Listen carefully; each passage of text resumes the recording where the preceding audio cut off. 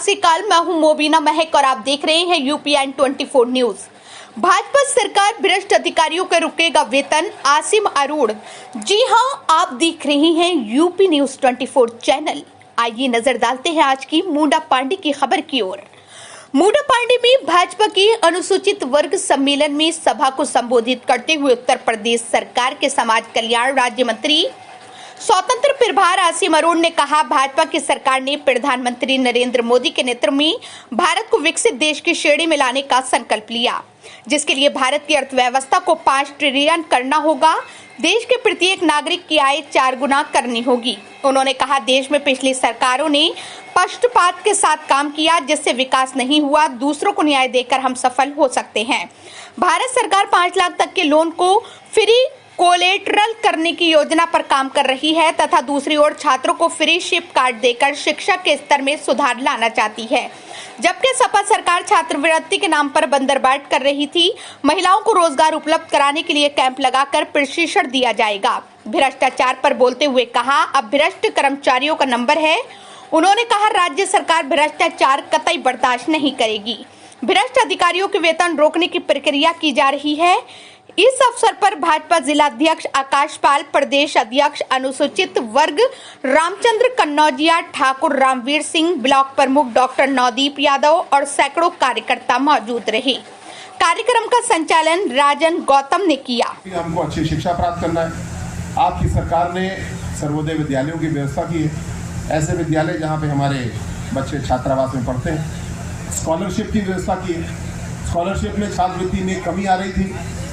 पहले 0 balance admission हो जाता था और उस पर इतना घपला हुआ कि केंद्र सरकार को रोकना पड़ा। लेकिन इस साल से मुझे बताते हुए बहुत खुशी है बच्चों, एक फ्री शिप कार्ड की व्यवस्था हम लोगों ने शुरू कर दी है। अपना कार्ड डाउनलोड करिए, जिस भी विद्यालय में आप एडमिशन लेना चाहते हैं जाके एडमिशन ले लीजिए। केवल शर्त अभी 2 है। इस साल सरकारी और प्राइवेट एडेड में इसको शुरू कर दिया। जो प्राइवेट है उसमें अगले साल शुरू करेंगे, लेकिन वहाँ भी शर्त ये, क्योंकि हमको देखना है पैसा बर्बाद ना हो। आपका हमारा पैसा है, वहाँ पे लागू किया। मैं ऐसे बाबा भीमराव अंबेडकर साहब को नमन करता हूँ और जो है मैं ये चाहता हूँ कि आज जितने लोग यहाँ उपस्थित हैं उन सभी में, और जो उत्तर प्रदेश और देश की सरकारों में लोग उस देश को सुशोभित करने वाले हैं, वो सब लोग भी आज बाबा भीमराव अंबेडकर साहब के पथ चिन्हों पर चलकर, उनके मार्गदर्शन में चलकर और उनके संविधान की एक अनुच्छेद का जो है लाभ लेकर आज इस देश को विकसित करने जा रहे हैं।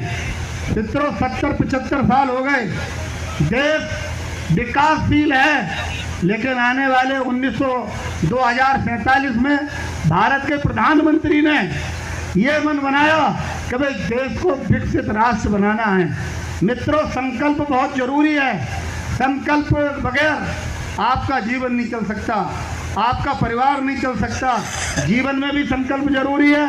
शिक्षा ग्रहण कर रहे हो तो उसमें भी किस दिशा में आपको जाना है, इसका संकल्प भी जरूरी है। और आने वाली पीढ़ियों को कैसे आपको का, बहनों का हार्दिक स्वागत और अभिनंदन करता हूँ।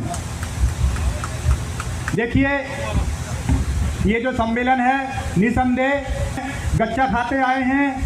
आप लोगों के प्रयासों में कोई कमी रही नहीं है, लेकिन फिर भी हमारा ये दुर्भाग्य ही कहेंगे कि हम कुंदरकी विधानसभा में भारतीय जनता पार्टी का विधायक नहीं बना सके। लेकिन इस बार हमें अपनी उस गलती को सुधारने का एक अवसर मिला है।